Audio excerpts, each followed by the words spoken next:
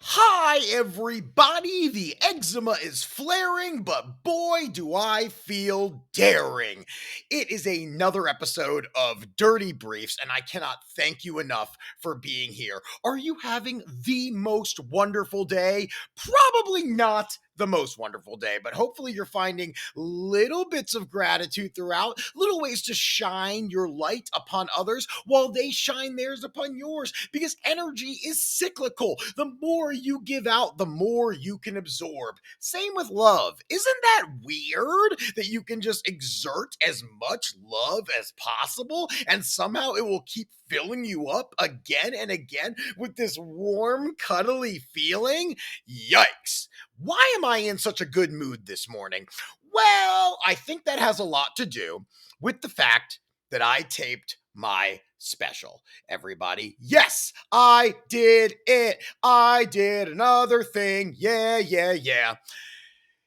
It was a lot. I mean, had so much building up to this. Obviously, I talked a lot last week about the anxiety that I had going into it, because anytime you're going to release a major accomplishment, a new project, or just do something that is beyond yourself, those feelings are going to stir up. But I'm here to tell you the good, the okay, and the bad about taping my special. Now, first of all, great week leading up to it. I sold out the Hollywood Improv Lab, which first time headlining the Hollywood Improv. Awesome show. So many awesome, beautiful people came out. It was fantastic. Felt such a good, so good. Moving on, went to Baltimore, first time ever at Magooby's Joke House, and big club, Wednesday night, still got 73 people out at that show. First time playing the club, they were stoked to have 73 people in there on a Wednesday. I was hoping for 100, but 73 is pretty good, especially for a brand new club to make an impression. The show was great. So many people from my high school came out, like my high school from 20 years ago, not current children that are going there. And that was awesome. And then take the train to Connecticut, to Bridgeport. And now a lot of people ask me, Alex, why are you filming a special in Bridgeport? Are you from there? Do you have a deep connection there? Do you just love street crime so much? No, I have no connection to Bridgeport, Connecticut. None at all. My director and producer, Mike Furman, he lives in Connecticut. We scouted venues over there, found this beautiful theater, 180 seats. It looks like it's primed to shoot a comedy special, and that's why we chose Bridgeport. And I felt really good going into it. Really good. We did 2 shows, and so I said it holds 180 people. Well, we sold out both shows, but a lot of the tickets we gave away for free. A lot of them. And what happens when you give away a lot of free tickets? A lot of people are not going to show up. And sure enough, we are planning all day. We're shooting little behind the scenes stuff and little sketches, interstitials. I'm meeting the crew. We have 14 people on this crew. Everything is going great. 6 camera setup. So this is a lot. I've invested in this special because I know that's the only way I'm going to move forward. When I spent all this money to do this, I was terrified. I had regrets. And my wife said, Alex, that money's doing no good just sitting in your bank account with you staring at it. You're putting it towards a greater goal. This is the way you move forward. So I had to go into it with that mentality. And it gets to be 7:00. Time for the first show. And I'm looking around. There's not that many people in there. Not that many. And the people that are coming in, a lot of white hairs. A lot of white hairs. A lot of people that don't look necessarily like they would be my fan base. Now, look, I will play to anybody.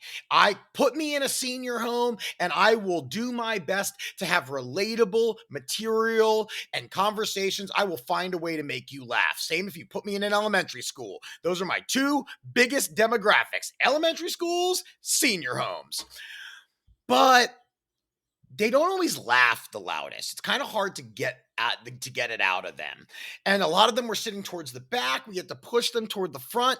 Finally, we had a pretty good crowd in there, probably about 100 people or so. Again, it holds 180. If we have 100 people in there, it's going to be okay. We chose this theater because it was beautiful. The acoustics were wonderful. We know we're going to work with this. I go out there and immediately it's pulling teeth. Well, they're old, so pulling dentures out of them. And my jokes, some of them I'm getting big pops, big hits.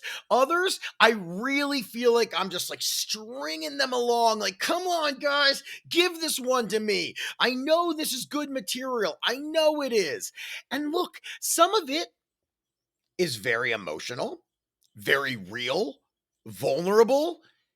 It's not supposed to be nonstop, raucous, cacophonous laughter throughout. Oh, I love how I just said that. Raucous, cacophonous, cacophony, rockany. Rock your body with the raucous cacophony. I get that. It's not. But I know what these jokes can do, and not all of them were happening. And so I go out into the lobby after the show. I'm feeling okay. It's okay, but I have these thoughts on stage like this is not good enough for my special, not for the money that I have put into this, not for the work, the time that I have thought about this and this material, crafting it ever so delicately to get the perfect wording on all of this. Now, I just used the word perfect. One thing, I went into this saying, hey, there is no perfect. It's not going to be perfect. You give them the best parts of you, Alex. Step on that stage and just give it to them, and whatever comes out is what's supposed to come out. When I went into the lobby after the first show, the compliments were insane. It was people were hugging me, people were practically crying on me. It was beautiful. And even though I didn't necessarily feel that energy during the show, I knew I had them. Like, I had created some new fans, some people that were there that already knew who I was, that loved it. There's certain things happened during the show where I was like, this isn't it. Like, I had a weird thing. A guy's cell phone went off right after I mentioned that I had a stroke. His phone started ringing, and I had to pay attention to it because everyone in this theater could hear it. Now, little things like that are going to happen. People are not always going to be respectful enough to turn off their phones. But even still, I walked off that stage and out of it after knowing I had another show to do. And I was like, this is it. This second one, I know, is going to be the show that I need to put this thing where it's supposed to be, to excel my own career, my evening, this material. And sure enough, I'm watching a younger crowd come in. They're a little bit more energetic. Now, something you should know, Friday night late shows, most comedians will tell you, are the worst one of the entire weekend. A Friday late, and here's why. The crowd has probably gone to work that day. Now they're a little tired. Now they're a little drunk. And the combination of all of those things creates just some weird experiences. And you know what? I like weird experiences. You know me. So I went with it. Yeah, there was some wildness in the audience. There were some woos and there was some screaming out and things like that. But man, this crowd, they were in it from the get-go. And I was in a groove. Something clicked in me knowing that I had to step up in this moment and that I had to make sure that this is the one that counted. Get every single second you can just get out of these people. You can expunge from them. You can get them to react in a certain way. Make them make noise. And I did. And I did. And it was really just one of those moments where I felt great about what was happening. And I knew we were capturing something beautiful. You know, the in-between, I was stressed. Oh man, between those shows, I was stressed because I was hoping nail it on the first one, play and fuck around on the second one so you can have some sillier moments and things like that. That didn't happen.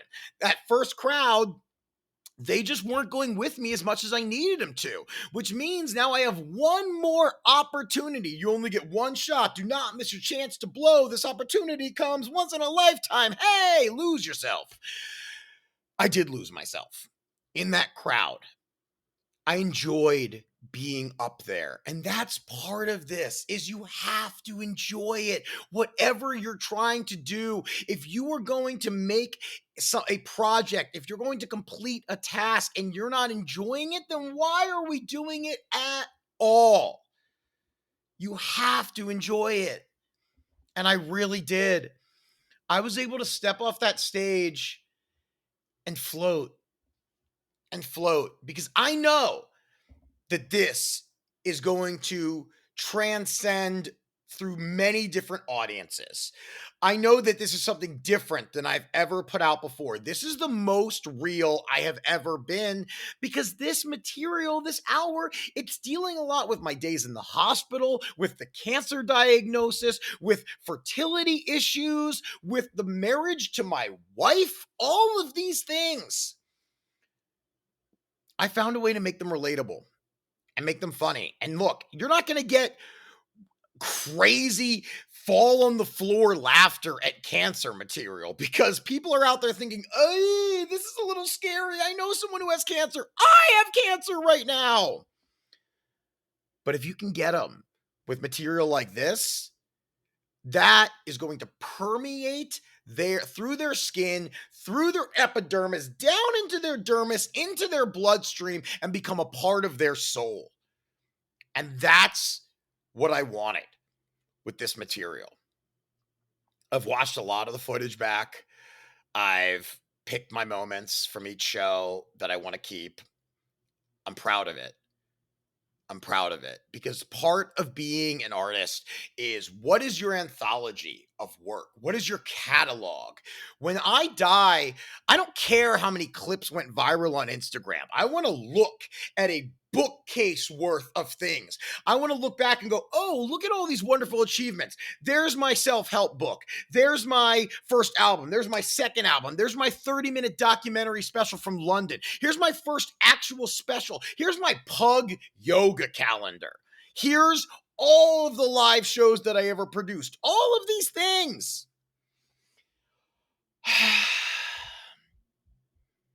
Feels good. It feels good. I'm so excited for you all to see this material, this special, because we put together something unique, something cool, and it is going to look beautiful, magical. I really hope it makes you feel something because those people in the audience felt something, that crew felt something. We knew we were creating something that was bigger than ourselves. And as an artist, what more can you ask for? Create something bigger than yourself. Thank you guys for being here. I mean, this is a trip. And I don't know what I'm going to do next. I have some plans. Got some tour dates coming up. Be in Vegas this weekend with Craig Gass, my great friend, opening at Jimmy Kimmel's Comedy Club. Follow me online. You guys know where to find me, at Hooper Hairpuff, hoopercomedy.com. And if you're hearing this, just know if you have something big coming up, believe that you can do it. Step into the role of someone who's going to crush that performance, project, meeting, date, whatever it may be. You got this. You got this. And put a little moisturizer on if your eczema is flaring because it's never comfortable. Came right out of cancer, right back to eczema. Ain't life silly? I love you all. Can't wait for you to see Brace Yourself. And for everyone that came out while I was leading up to it, love you so much. Thank you for helping me build something amazing. Have a beautiful, beautiful day, week, month, 2024.